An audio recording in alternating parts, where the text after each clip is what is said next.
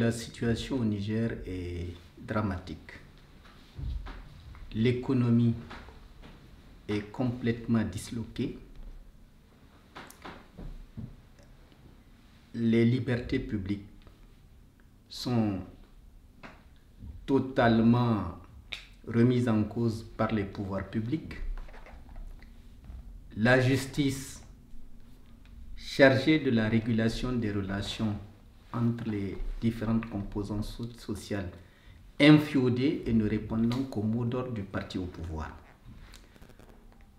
Sur le plan social, tout le monde le sait, la pauvreté a gagné du terrain. La famine sévit, ou disons plutôt la disette sévit de manière chronique dans la plupart des villages nigériens. Je dirais même que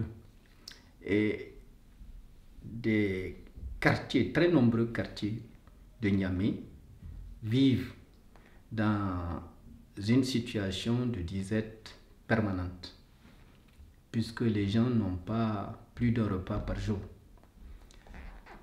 Et sur le plan des secteurs sociaux de base, je veux parler de l'école, je veux parler également de la santé.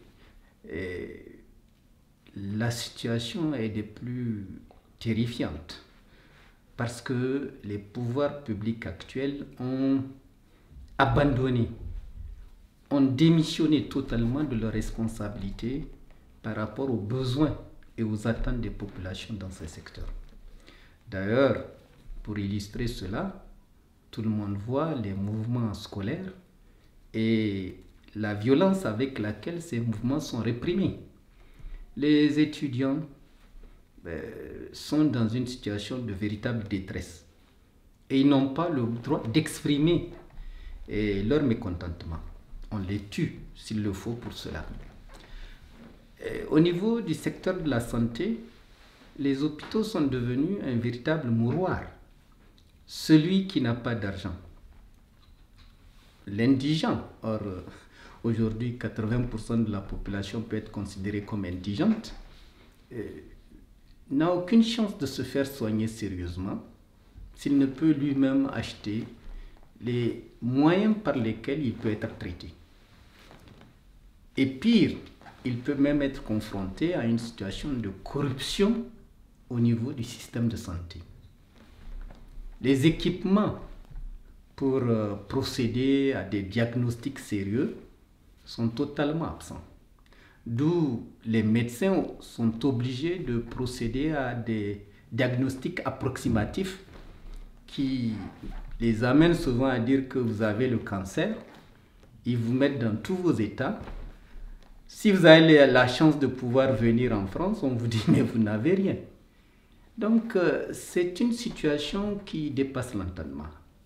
Mais le plus grave reste le problème de l'insécurité. Le Nigérien vit sur ce plan dans une précarité totale. Chaque village peut faire l'objet d'une attaque surprise sans que l'armée ni les forces de défense et de sécurité aient le moyen de faire face et de résister. Les militaires, comme les gardes, comme les gendarmes, sont régulièrement massacrés avec des chiffres qui sont inimaginables dans un pays qui a une armée qui prétend aller défendre les autres. Donc, globalement, on peut dire que la situation du Niger est préoccupante. Elle ne fait que se dégrader de jour en jour. Et le pire, c'est qu'il y a une absence totale de liberté. Une sorte de dictature qui s'est installée. Et le principe de la pensée unique a été instauré. Tout celui qui ne partage pas cette manière de penser, sa destination finale, c'est l'emprisonnement.